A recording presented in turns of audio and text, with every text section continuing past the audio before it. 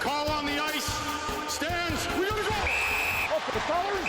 We are set to go. Let's roll, boys! Come on, let's get going! We are kicking. Here we go! Both guys, 5 minutes each for fighting!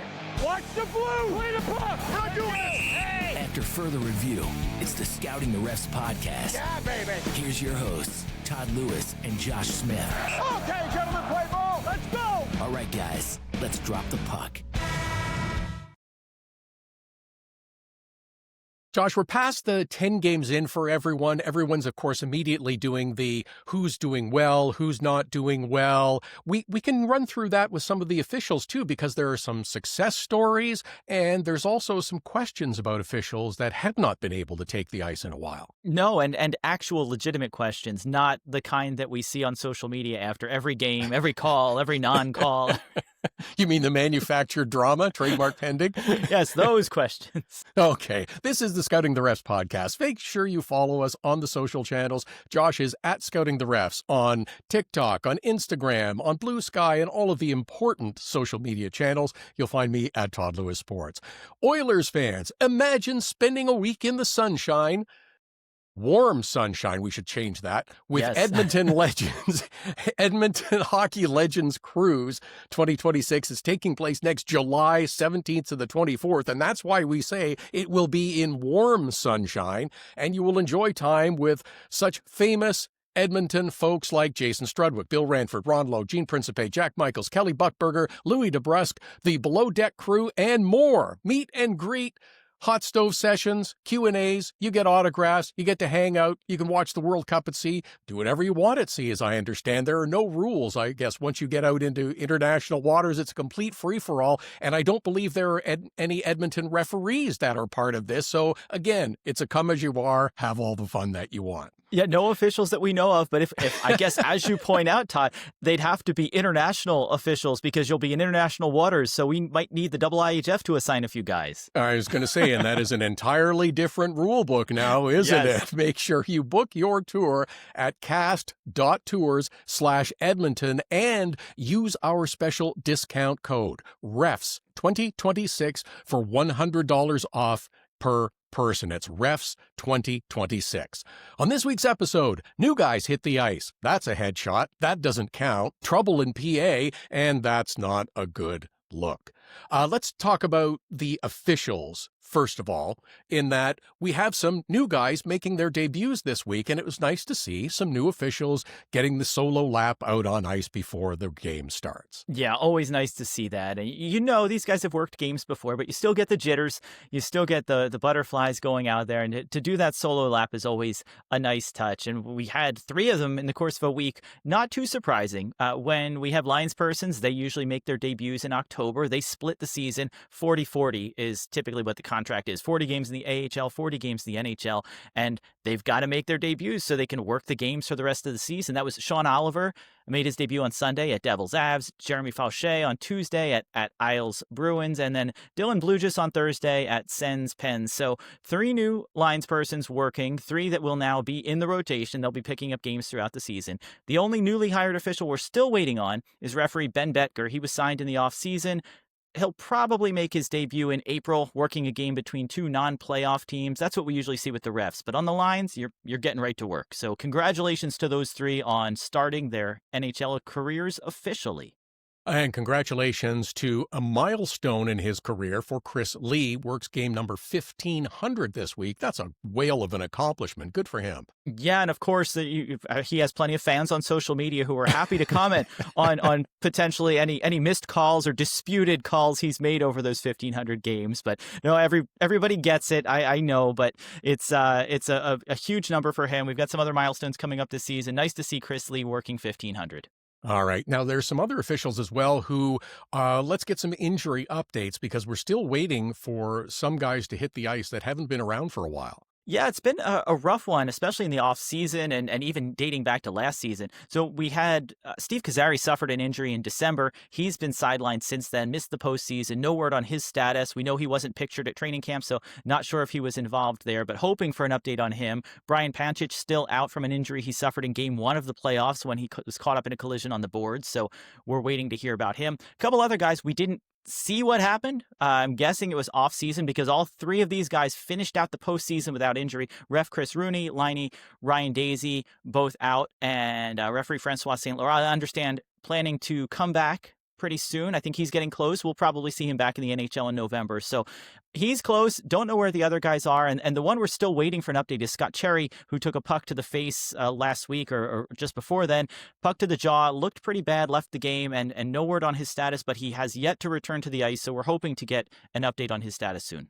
Yeah, wishing all the best for each of those members of the Stripes fraternity. Okay, let's get into some game action. Columbus Blue Jackets and the Washington Capitals. Mathieu Olivier has been known to throw his weight around and was doing so against Declan Chisholm of the Washington Capitals. This one, for me, boy, that's pretty easy. That's a 5-minute major for a headshot. Looks like he picks it pretty clean there. You know, I thought that. I was with you, Todd. I was looking at this play thinking, man, he just picked the head. But then you look at the replay, and that's what, with the 5-minute major, that the officials get the opportunity to do. And I think, had I called this 5, I may have reduced this upon review. And I think you're looking at what is a head pick, but we have to look at some of the criteria around headshots. Is, did the player materially change his body position prior to the hit? What was the attacking player's stance? And I look at this hit, and I see the hit coming in, and he's anticipating Chisholm to continue up the boards. Chisholm pulls up. If he keeps going here, it's shoulder on shoulder, but his avoidance of the hit, I think, contributes to the head contact on this play. I don't think we're going for a headshot here. I think he's going in with what could potentially be a legal shoulder on shoulder hit. And I think some of the responsibility here is on Chisholm. I'm not blaming him, but when he pulls up here, it changes the angle, and the player's already committed to the hit, which makes it hard for him to change up. I don't see him really extending the elbow out as much. It's definitely a shoulder to the head, but one of those ones that looks less intentional on the replay than it did when I watched it live. So I could see this. I understand the head contact. I can also see it getting downgraded to 2 minutes because I think Chisholm moving at the last minute contributed to how that hit was delivered. Yeah, okay, I'll sort of agree with you. How's that? You're right. It looks like he is almost trying to protect himself. Yeah, right there. And that's when the head contact results. Because you're right.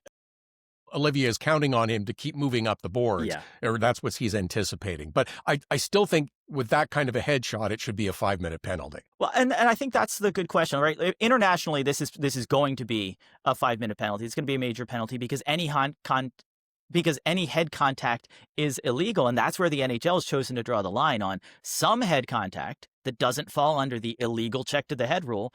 Well, that's legal head contact. And in this case, this might be legal head contact. The real question is, should it be, or should the NHL consider getting a little tighter like the IIHF had and say, look, we know it may not have been intentional, but we have to crack down on head contact. You've got to be a little more responsible and be a little more proactive to avoid this hit that maybe is 2 minutes now, but maybe it shouldn't be.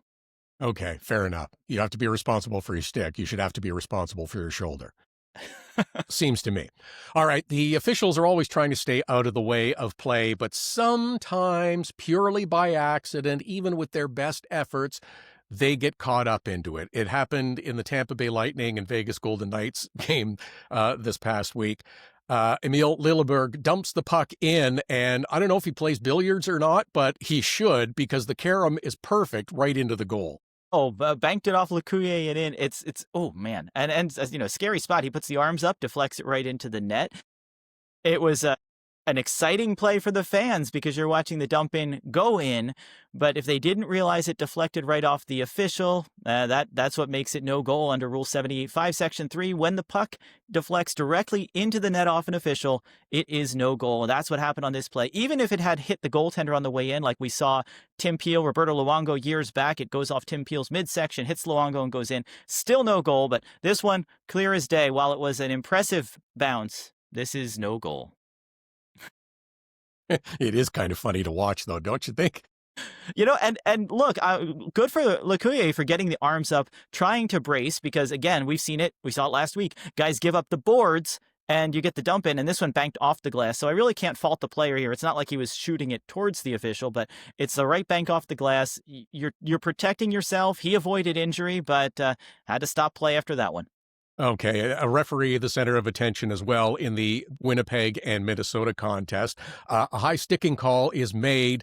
It upset Matt Boldy of the Minnesota Wild, who got dinged for the call. And after you look at the video, you'll probably be able to understand why, because it's not actually Boldy's stick, it's the puck that comes up and clips DeMello, and John Hines is apoplectic about that. However, this is not a reviewable play. It's not. And it's not because it wasn't bloody enough. If we had this play where DeMello's cut, injured on the play, then yes, we can take a second look and you can see the puck going up right there. If DeMello's injured, the officials can look at it. Since he wasn't, since this was only a 2-minute minor, it is not eligible for review. So nobody can take a look. Nobody can see exactly what happened on the play. And coaches cannot challenge this. The review is up to the official. So it's not something where you can challenge the play. John Hines could issue a coach's challenge. This is not eligible for a challenge. It's an officiating review. Look, Gord Dwyer made the call. Gord, one of the best referees in the NHL today. Love his calls, love his positioning. He's in the corner. I can't see him in this shot, but we know he's got the goal in the way. He's got players in the way. You don't have the best view of it, and you can see Boldy's stick come up right there. The stick's up. It's one-handed, where he doesn't have control of it necessarily, not as good of control as you'd expect, and then a player gets cut. So I can absolutely understand the call. It's the wrong call, but it's an understandable one. And I think Gord knew it, right? The players filter off here. They go to the locker room. So does Dwyer, and he's looking at the play. They review calls during the intermission, and that's when he got to take a look at it. And really nice that he came out, and I saw Mike Russo report this first. He came out after the intermission. Boldy is back in the penalty box, and he goes over to him and apologizes. He apologized for the call. Obviously, once he had a chance to look at it, he could see. Again, it's understandable these types of things happen. I get why he made the call, and I get that it was a real stand-up thing for him to go over and apologize, take responsibility for it. Nothing you can do at that point. You can't get the guy out of the box. It is what it is. But nice of Gord to actually let Boldy know, hey, man, sorry about that one. Stick taps to Gord Dwyer, absolutely. Now, it begs the question, though, should we review all high sticks like this? Should we review other hits as well? I don't know. That's where it starts to get a little sketchy. I think we want to get the call right, but how much time do we want to spend getting the call right? Look at people freaking out about delays with offside reviews. I don't know if we want to go there, but yeah, it does make it more frustrating. And I see it from fans all the time. It gets more frustrating because you're acknowledging that, you know what, we're still not going to get every call right. Fair enough. All right. Pens and Flyers had their usual calm night together this past weekend. We had a tie game. Then it looked like the game might be ending, but it got whistled down, and that confused people. Then it got heated at the end of overtime. Trevor Zegras smacks Noel Acciari in the head, and fortunately Acciari didn't get loose to get his revenge. It was crazy. There were misconducts. We had several players ruled ineligible for the shootout. I don't recall the last time seeing this. Let's kind of wade through all of this nonsense as we can. And the one that I think really confused people is the premature substitution, because people get all bent out of shape when you use the word premature. Well, the premature substitution was an interesting one, and I think folks were pretty confused about the difference between a premature substitution and a too many men on the ice penalty. And they're really two separate rules. Too many men is focused on skaters and line changes. Premature substitution is focused on the goalkeeper coming off for an extra skater. It's Rule 71-1, and that's what we had happen when we have a delayed penalty. So you've got Shilov's going off the ice. So it looks fine, right? It looks great. Malkin scores the goal. He came on too early. So it's too many men, but it's not, because it was the goalkeeper who was heading off. So that's where it gets a little fuzzy. The goalkeeper coming off for an extra skater falls under this premature substitution. And the rule is, from 71-1, when a goalkeeper leaves the goal area and proceeds to the player's bench, the skater can't enter the playing surface before the goalkeeper is within 5 feet of the bench. It's similar to what we see for a regular line change. If the substitution is made prematurely, the official will stop play immediately unless the other team has possession of the puck. There will be no penalty to the team making the premature substitution. So this one is just a whistle for a face-off, where if it were a skater doing it, it's a minor penalty. And that's the difference. Someone asked me, what's the reason for this? Why is it a different rule? I think they're trying to cut goalkeepers a break. I really think, based on the situation and allowing the goaltender who's coming off the ice and the guy jumping on, it's not the line change that happens all game long. It's less common of a situation. So I think they're cutting the goaltenders a break on this one. But hey, you could easily give a too many men penalty. But since it's a goaltender, it is just a premature substitution. Yeah, I'm sure giving an extra penalty would really go over well in this kind of instance. Now, especially when you've got the goalie pulled, which presumably means you're down by one already. Yeah, exactly. So, and you had Sidney Crosby, who came off the bench and got involved in the fracas that was going on at the end of the game. And that's where all the misconducts got handed out. And again, I don't recall the last time I heard of players being ruled ineligible for the shootout. Take us through that rule. So this is a tough one. We'll talk about the rule first, because the rule, as you mentioned, is that players are not eligible to participate in the shootout if they are serving either a 10-minute misconduct or game misconduct or a match penalty. So if you pick up one of those, you're not eligible for the shootout. Any guys who are serving minor penalty, or you can come out. Doesn't matter if you're in the penalty box, you can participate in the shootout. So that's the rule. We don't see it that often, because typically this happens at the end of games that are won or lost, not when you've got a shootout coming. And that's what I think made this one so difficult, is not only are you going into the shootout, but you've got a whole bunch of 10-minute misconduct penalties coming out. And these are usually at the official's discretion. You can even it up, and they did, right? We had 4 per side here. So you've got an even up situation. You've got a whole bunch of guys coming together. There certainly is the opportunity to issue minor penalties, which are inconsequential at that point. The only reason for issuing a 10-minute misconduct is it's going to keep the guy out of a shootout. So, man, if I'm a player, am I thinking that at this moment? Am I thinking that, hey, I might get myself in trouble here to not be in the shootout? No, I'm thinking a misconduct penalty, no big deal, or something like that. So I was a little surprised, refs Chris Lee and Mike Markovic handing out 10-minute misconducts at this point, knowing that the only implication that would be to keep guys out of the shootout. So the Flyers, Drysdale, Forster, Tippett, and Zegras are out. Acciari, Wotherspoon, Shea, and Crosby are out for the Pens. I don't know that I would have handed out 10s at that point in the game. I think that's we've had enough of this nonsense, yes. And you guys are going to pay the price for this, because this was the culmination of a bit of a wacky game between these two. Yeah, absolutely. It was chaos at times out there. Just having this at the end, you have to imagine, and we can't hear it, and we don't get the mic'd up clips. If you're telling everybody, and we know some refs are better at this than others, and we know some get picked up on the mics more. If you're giving warnings to the benches of, we're going to give misconducts, everybody stay off, and then these guys come together, then I think it's justified. So that's the part of the communication that we don't always get between the players and the officials, that maybe there was that dialogue. Maybe there was that warning of, look, if you one more step and you're getting 10, then you know what? They deserved it and earned it. Okay. Vegas and Carolina, the Carolina forward Nikolai Ehlers gets taken down in the neutral zone by the Knights' Jeremy Lauzon. Doesn't think much of the move afterwards, because there's a scrum that ensues after this little takedown. Ehlers was quite upset, but as you have a look at the replay, you can understand why he gets upset. He sort of has his feet taken out from under him.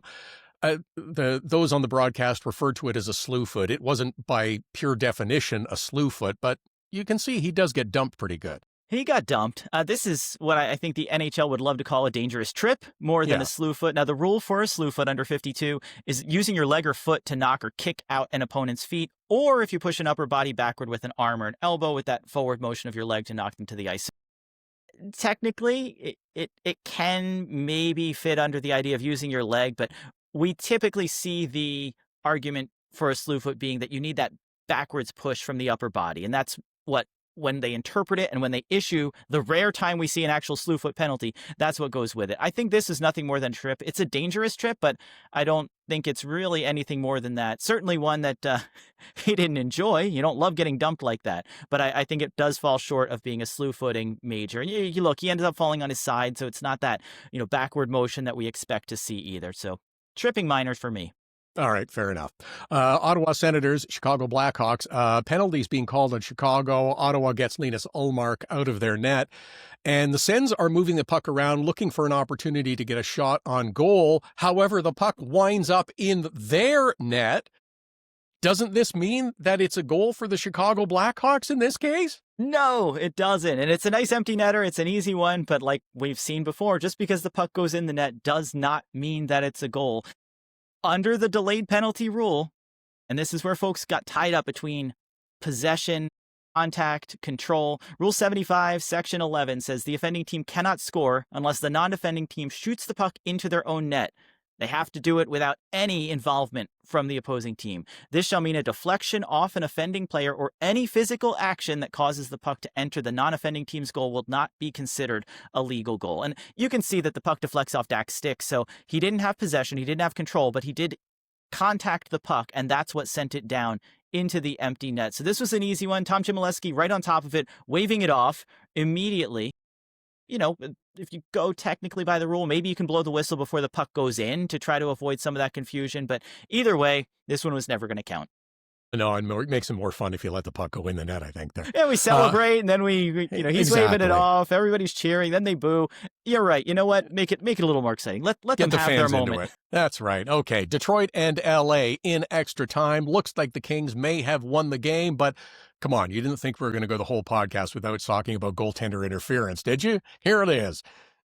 Man, Kevin Fiala right up on top of the crease and into the crease, and that's goaltender interference. I heard people complaining about this call that, he didn't really do anything. He's allowed in the blue paint, but you're not allowed to hit Talbot. And it's incidental contact. This doesn't deserve a penalty. He is allowed to be in the blue paint, but he's not allowed to have contact with the goaltender. And it's not much of a bump, but definitely enough of a bump to call this one back for goaltender interference. I didn't see much of a controversy on this one. I know some of the fans were frustrated with it, but to me, this was a pretty easy goaltender interference call. I think what upsets people a little bit is that it's Talbot that's moving a little more than it is Fiala, but that doesn't matter. He's inhibited by Fiala being in the blue paint, correct? That's it. He's in the blue paint. He's entitled to move around and to move freely. So whether it's Fiala moving into him or Fiala just stationary and Talbot runs into him, he's preventing the goaltender from playing his position. Under Rule 69, that's enough for a goaltender interference call. Now, if this contact happens outside the goal crease, if Fiala's moving up in the slot and Talbot moves into him there, we're not going to get an interference call. That would be a legal goal. The rules are different in the blue paint, and Fiala simply being there, whether Talbot intentionally runs into him, whether he shoves him like we saw a couple weeks back, or whether it's in the process of making a save, he makes contact, it's Fiala's fault because Fiala has established a presence in the crease. You're not allowed to do that. All right, let's go to St. Louis and Vancouver. This was a tie game that went into the shootout, and well, I'm not sure that Braden Shen ever wants to take another shootout attempt after this one. Oh, this is not the way you want your shootout attempt. Well, geez, to Shen for this. Oh, look, that was no. It. I mean, this is, oh, there it goes. Yeah, this is like, I think, might level, or, I think we've all had these when we were growing up. This happens. The puck bounces on you a little bit. I think Patrick Stefan's watching this going, oh, yeah. Yep, I know what that's like. But an unfortunate moment. And once that puck's off his stick, your shootout attempt is over. I also want to wrap up this edition by talking about a piece on the Scouting the Refs website. It's a great story that Josh got up about the renos and improvements that have taken place in the Situation Room in Toronto. I mean, this place looks spectacular. And there's a line in this article, Josh, that really got my attention. We did a lot of research, looked at sports books, looked at restaurants. How do we get signed up for this kind of a gig? I just picture that was Chris King, NHL Executive VP of Hockey Ops, saying that. You can check it out on the website. Great video from the Canadian press who got to peek inside during Frozen Frenzy night. But I love that. I love that they devoted resources to researching this. And I just picture this NHL brain trust. Maybe it's King, maybe you get Coley Campbell in there, some of the other guys. But, we got to get together. We got to visit a lot of restaurants. We got to visit a lot of sports books. We got to watch a lot of hockey games at different venues all across the country, and just let's see how they're doing it. Man, love to see that expense report. Good stuff, man. Where to work? Get in the box. It's the Scouting the Refs podcast. Read more at scoutingtherefs.com. Follow Scouting the Refs on Twitter, Instagram, and Facebook. Email the show at aref@scoutingtherefs.com. You're good, Michael. Subscribe, share, and keep those sticks down. Good play.